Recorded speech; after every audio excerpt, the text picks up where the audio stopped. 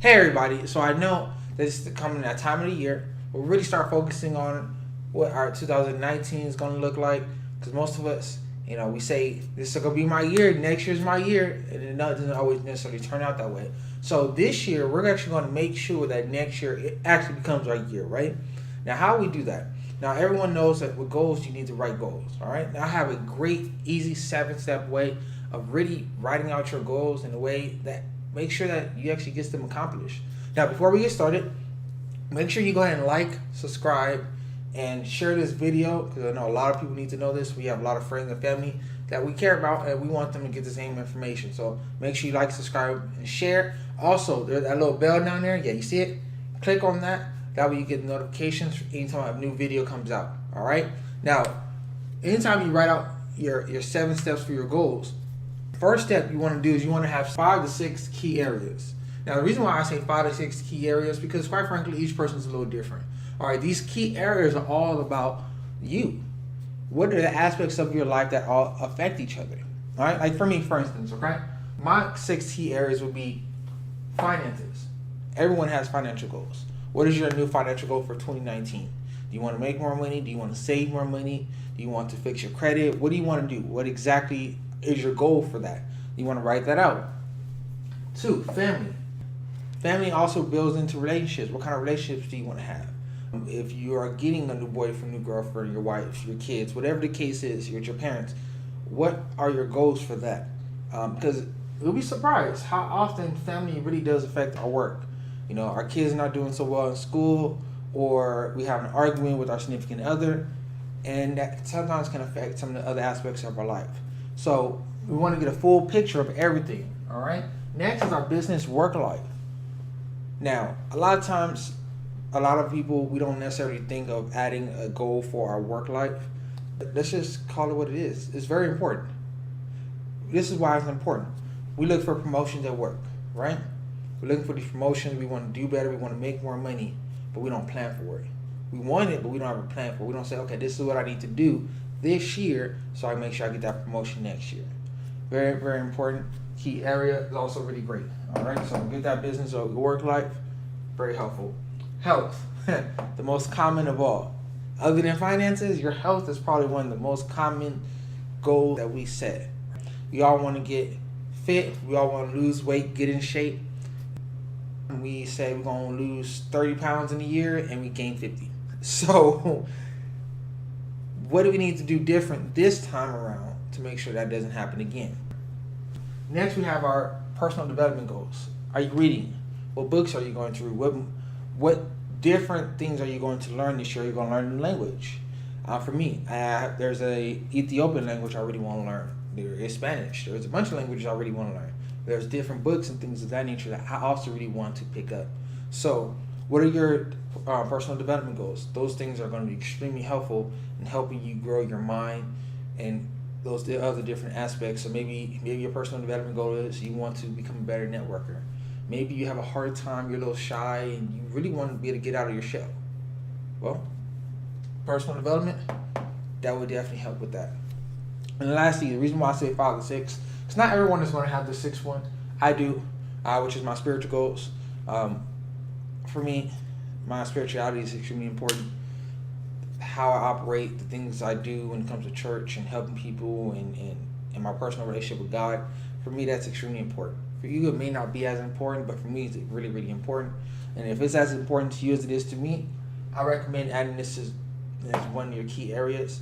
Because, again, this can also be something, if you are a believer and that's what you believe in, no matter what your religion is, it can be something that can affect all these other areas as well. So, once you have your 5 to 6 key areas, then after that, you want to do something that most of us do not do. Most of us do not review. The reason why I say that is most of us have been in a relationship that did not work out, right? And what do? We got out the relationship ended, and we were pretty much either on to the next, or we just decided we're just going to be single for a while. Now, even if we decided, hey, I'm just going to be single for a while, how many of us actually sat back and thought about what did we do wrong, what went wrong, what are some things that we can do better, what do we learn from that relationship? Not very many of us. And it's the same thing for us year after year. We go through years. We say this is going to be our year. It doesn't work out that way. We say we're going to accomplish this, and that. It doesn't work out that way. But then we don't take a step back and say, okay, well, why didn't it work out that way? This is why reviewing is extremely important. We want to review, how was our year? How was it? Was it good? Was it bad? Was it just the worst year ever in your life? You want to have that down. You want to, what went well for you? Now, throughout the year, even if we had a terrible year, there's always something that went well. So write that down. What are some of the things that went well? You want to write, what do you want to change about your year? And also, what do you want to stay the same? The reason why you want to really answer these questions is you want a full overview and understanding of what your year was, how it was, and also, what are some things that you can do different? What are some things you can do that to continue with what you're doing? Because if you had a successful year, and you're like, man, my year was amazing, and you completely change everything that you did because you didn't think about, okay, what do I need to keep the same? And that happens to a lot of people. We go from one year is great, the next year is bad, because we stopped doing the stuff from the previous year that was working for us. And part of it is we just don't review. So review your year. Check it out. Think about it. Take the time to sit down. If you have kids, wait for the kids to go to sleep. Write it down, or wake up earlier than they do if you can, because I know my kids, they wake up like 6 o'clock in the morning. Whew, right? So find some time. Whatever you have to do, whether it's on break at work, whether it's your lunch break, whatever the case is, find some time. Write it down. Even if you're like, man, I really don't have time like that. Well, guess what? You drive to work. You have to get to work somehow, right? On your way to getting to work, whether you're on the bus, whether you are in a taxi or Uber, or you're driving, you can use those times to record your year. If you're driving, you can literally turn on your video camera that's right on your phone and think about what you're doing in your actual year. You can actually think about your whole year and actually talk about it and speak it out loud. And then when you get a chance to, listen to it.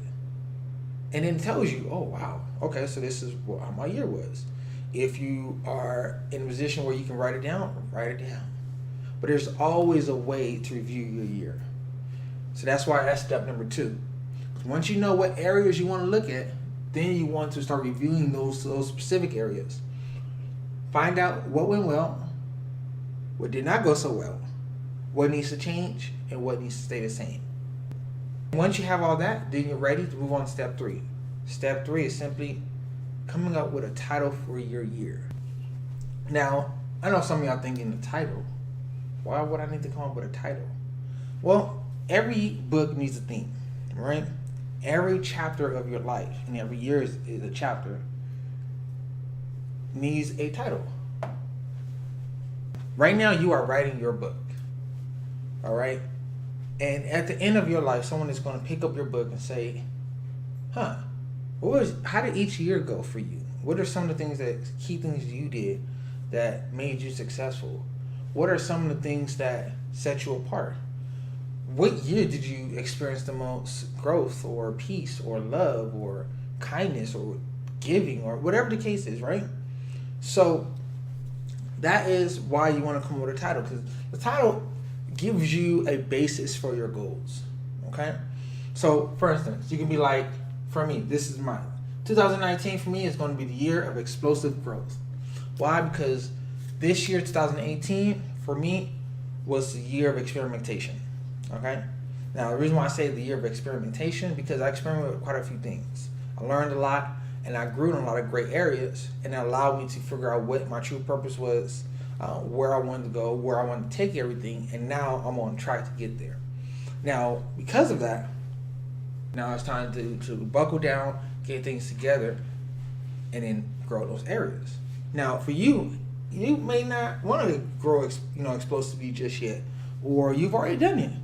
And you say, you know what, that's great and all, but I really need some inner peace, or I just want to change. I want things in a whole circle to get better, to do better, to go in a whole different direction than the way it has been going. You can call it the year of inner peace, the year of massive change. You can have the year of giving. Well, all you want to do is focus on helping as many people as you can that year. Guess what? You can do that. And the great thing about your title is your title gives your goals a direction to go into. Because my focus is explosive growth, guess what? When I do my goals for each key area, it's all going to be about growing in those areas explosively. Not a little bit, not, okay, I'm doing a little bit better than I did last year. No, I want to do much, much better than last year. I want last year to look like it was 10 years ago. That's how explosive of growth I'm looking to get into. So that's going to require some things of me, right? So, but because I know where I'm trying to go, that helps me get to the next position. Now, right after you come up with your title, next you want to write out smarter goals, all right? Now, I know everyone here has heard of SMART goals, right? Well, I've known about SMART goals for a really long time. So I've done relatively well when it came to my goals. However, I've always felt like there was something missing. And I actually stumbled on this watching another YouTube video, and it just made so much more sense to me. I started operating and adding this into my already current goals, and wow, it makes so much of a difference. So, smarter goals. We have specific. Your goals need to be very, very specific. What exactly do you want? If it's your financial goal, I want to make $150,000. Okay, great. So I will make $150,000. But I've learned with your goals, you actually want to be, you don't want to make it a future tense. You want to make it as you actively doing it, all right? Because then it tricks your mind saying, hey, I have to take care of it now. So I'm making $150,000. You're specific. You're saying exactly how much you're making, and that's your goal. Measurable. Can $150,000 be measured? Yeah, of course it can be. This is how I'm going to do it. Action bound.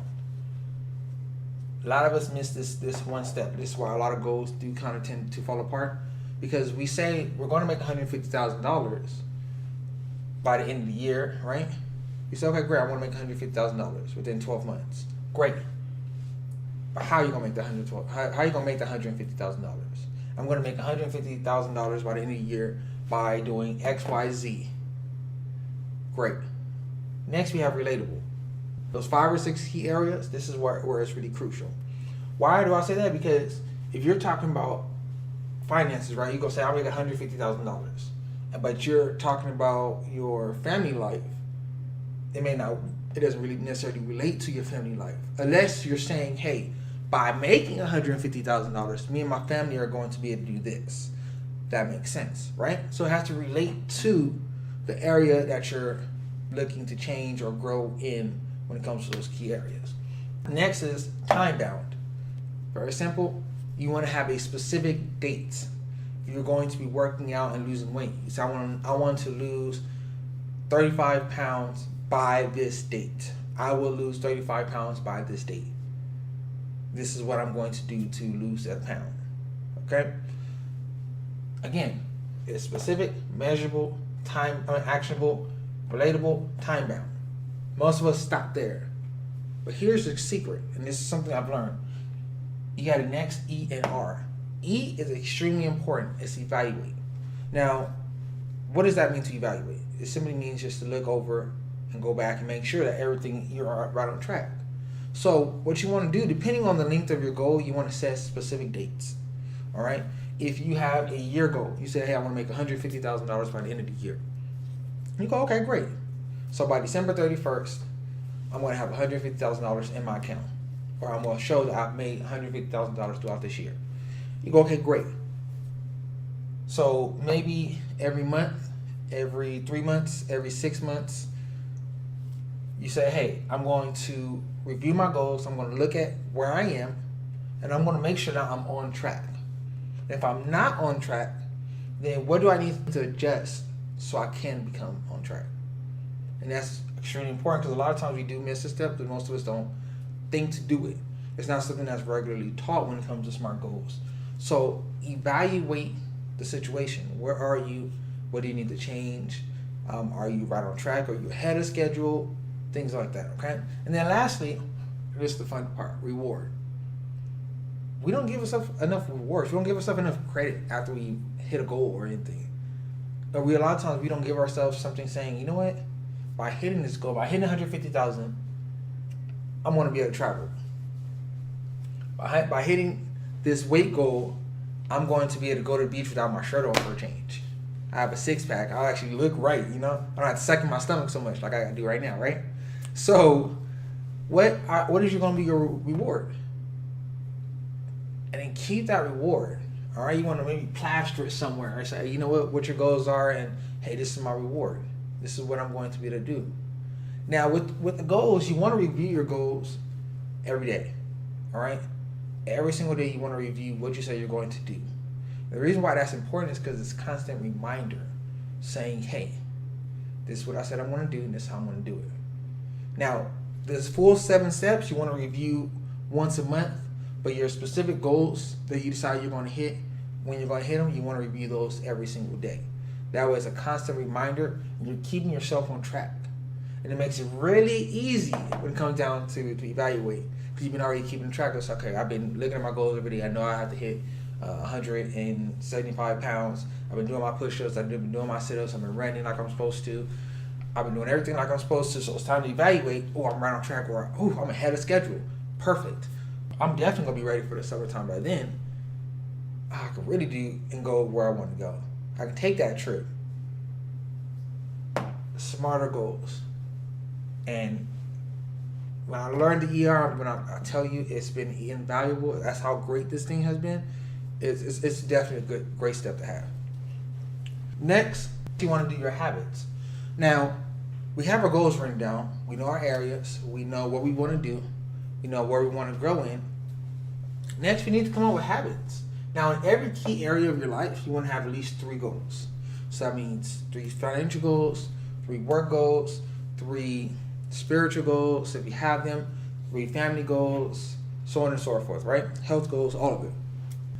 Within those 3 goals, you want either 1 new habit that you're going to accomplish, or you want to have 1 new habit that you're going to break.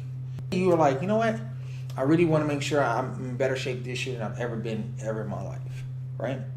So you say, okay, what are some habits? What are some things that are really stopping me from doing that? Well, what if you smoke? You might be smoking. You say, you know, I need to stop smoking. Or you say, you know what? Really, what's killing me is eating out all the time. And also, mind you, that can also be something that can work with your finances as well. Maybe eating out less. Or you might say, hey, I need to find another way to bring in some extra money, and that way I can actually start taking my kids to go places. Or maybe we can go Chuck E. Cheese maybe once a month, or we can go to a cruise this year. Whatever the case is, you want to say, hey, what is something I can do? What is a habit I can do this year that can help me accomplish that goal? Or what is a habit that I need to break that is going to help me accomplish that goal? As you know, habits, 21 days. It takes 21 days to either break or make a habit. Now, for safety, I say 30. That's just for me, because I know me. Sometimes I procrastinate. I do things I'm not supposed to be doing. So 30 for me is where he's at. But 21 days is generally the average, what you need to either create or break a habit. Now, when it comes to your goals, these are your actionable items. These habits here. These habits are what's really going to determine whether or not you accomplish that goal. For instance, you say, I want to lose 50 pounds. But one of your worst habits is sitting down watching TV, eating a big chocolate piece of cake every single night. Not a very productive habit that's going to help you accomplish that goal, right? Exactly. Same thing. So you want to make sure you either have a new habit, something that's going to help you, or get rid of one of those habits that are hurting you. That way you can accomplish your goal. Next, you want to look at some things that you can sacrifice. Some key areas that you're going to be looking at sacrificing. Like, I know a lot of y'all thinking, well, isn't that kind of like breaking habits? Well, yes, very much like breaking habits. However, sacrificing is deeper than that. It's more on the end of what are you willing to give up? Are you willing to give up some habits? Are you willing to give up some people, some of your time, even sometimes social media? A lot of times you spend unnecessary time on unnecessary things but we don't realize it's unnecessary until we're trying to hit our goals. And then we don't realize how much it impacts us until we can't hit our goals. So you go and look at everything requires sacrifice. One of my favorite movies is Transformers. And what is the Witwicky model? No sacrifice, no victory. So simply put, there is no victory without sacrifice. You have to sacrifice something. All right. So for some of you, that means you got to spend a little bit more time on some of your work. For some of y'all, that means you got to take away time from social media, or you got to learn how to use social media in a more productive way. For some people, that means there's people you need to give up. Certain people that you never thought you were ever going to hang out with, those are the people you need to start hanging out with. And for others, it just simply means they need to go back to their habits and take a step back and say, okay, this habit is not productive. This habit is not good for me. I need to give it up altogether. All right. So sacrifice is a key area. A lot of people sometimes miss that because we want, in today's society, we want everything handed to us and we don't want to give up nothing. We want to have the $1 million house. We want to have the $1 million car. We want to have money falling from the sky. We want everything, and we don't want to give up nothing. That just doesn't work. If you want to keep it all, you're never going to have it all, and that's just it. A lot of us, we want to have that $1 million home, that big yacht, that beach house, but we don't want to give up TV. We don't want to give up our phones on social media. We don't want to spend time reading. We don't want to take the time to simply work a little bit more and just work smarter. But if you're willing to do those things, later when people are saying, man, I wish I had, you already did. That's the biggest difference. So sacrifice is a key area, and it's something else that for a long time I really did forget. But now we got it on point, we can get it right. All right, so we sacrifice, find out what we need to sacrifice, and let's make that happen. Our last and final 7th tip is the habit-based affirmations. Now, the reason why I say habit-based affirmations is because, like most of us, we've tried affirmations before, right? I'm great, I'm special, I'm important, I'm smart.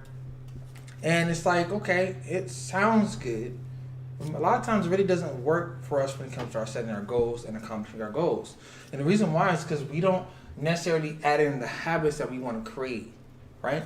So one thing I've learned about affirmations is you want to set it to where it's more personal for you. Those are actually the best affirmations. So what you want to do is you say, hey, I want to make $150,000 this year, or I want to be a better parent, or I want to spend more time with my kids, I want to travel, I want to lose weight, whatever the case is. Those habits that you created, right?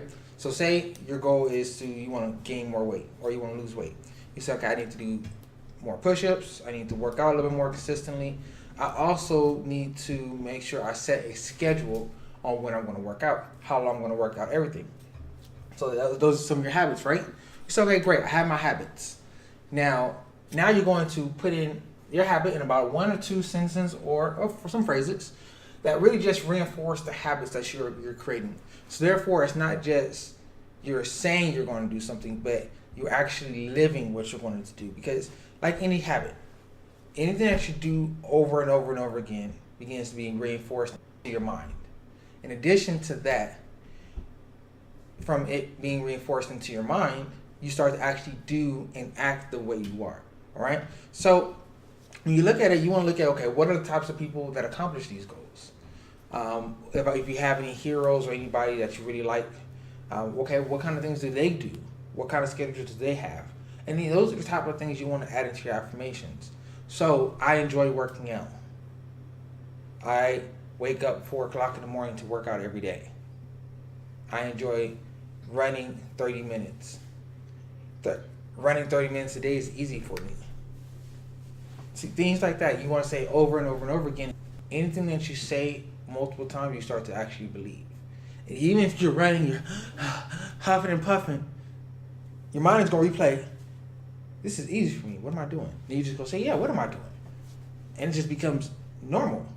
And eventually, it becomes easier to run 30 minutes a day. Then you may want to stretch your goal and say, hey, wow, I can do this relatively easy. This is really working. Now let me say I can do it for an hour. See, really start seeing those changes. And again, you're reevaluating all the time, right? You're constantly doing your evaluation, so you're actually able to see and really tell, wow, these things are actually really working. So again, you want to make sure you figure out what you want to make sure you figure out what your 5 to 6 key areas are. Once you figure out those 5 to 6 key areas, you want to review your previous year. After you review your previous year for everything that you learned and all your successes, you want to simply come up with a title for the next coming year. This is going to be the year of whatever you want it to be. After that, you actually want to come out with your goals. Smarter, specific, measurable, actionable, relatable, time bound, and then ER. The ER is very, very important. Evaluate and reward. Once you have that, you need to come out with, figure out what your habits are going to be that are going to help you accomplish those goals. What are the things you're going to have to sacrifice to accomplish those goals? And then lastly, coming up with habit-based affirmations that are going to help you with reinforcing that into your mind and into your spirit, to where now it's not just something that you're going to do, but someone you're going to become. Now, as I promised, there's going to be one more final tip here, and this is going to sound like a no-brainer, but you'll be surprised how many of us really fail at this, and this is why I really want to bring this up. Find an accountability partner, all right? We don't like to be held accountable for our actions, but believe me, when it comes to your whole goals and make sure you accomplish everything and making sure that 2019 is by far better than 2018, you need someone who can sit there and hold you accountable for the things that you say you're going to do. Now, when I say accountable, you don't need someone that's going to hold your hand and say, it's okay, baby, I know you tried. No. You need someone that's going to say, I thought you said you're going to do this. Well, I was trying to, but why didn't you do it? Well, it's just because, but no, they want to hold you accountable. Someone that will not take excuses. For some of us, that's our parents. For some of us, that's our spouses. For some of us, that is our children. Like, you tell your kids, hey, we're going to go on 3 trips this year. They're going to look at you like, okay, we're going to go on 3 trips this year. And then you got to try to explain why you can't go on 3 trips this year to your kids. I don't know about you, but as a parent, that's not something I want to have to explain. So I'd rather just get done what I said I was going to do, so I don't have to worry about it. Same thing with my spouse. There's no way I want to explain to my spouse why I told her the trips we were supposed to be going on, we can't go on no more because I dropped the ball. No. So find someone that you can really, and I really mean it, someone who really is going to hold you accountable, someone who's not going to just accept your excuses. It's going to be uncomfortable at first because it's new. In fact, this whole thing is going to be a little uncomfortable. It's going to take some time. You're going to get frustrated. Believe me, you're going to get frustrated. But it's okay. Because as you do it, it becomes easier and easier. And you're going to start seeing that you're getting more and more successful. And if you are a couple and you and your spouses are coming up with new tips for the year, new goals for the year, I recommend at least 1 year goals in each of the 5 or 6 areas, whichever y'all decide, that you two have one goal in common together. So if it's a working out, say y'all both want to work out, he wants to gain weight, you want to lose weight, but you're doing kind of similar exercises, then it's something y'all can do together. If it's spiritual, then you may want to say, I want to make sure we pray once a week or 2 times a week, whatever the case is together, right? Family, this is what we're going to, this is our personal trip we're doing together this year. Okay? Things like that. You want to at least have one of those. And then, of course, you need to have some separate things. So you are 2 separate people. So those are some great things, some great tips. If you have any questions, comments, tips, comment below. Also, follow me on Facebook. Follow me on Instagram. Again, my name is Anthony Washington. It's Refine Intuitions. And you guys have a great rest of your day. Again, like, subscribe. Don't forget, click on that notification button, okay? Love y'all. Y'all have a great rest of your day.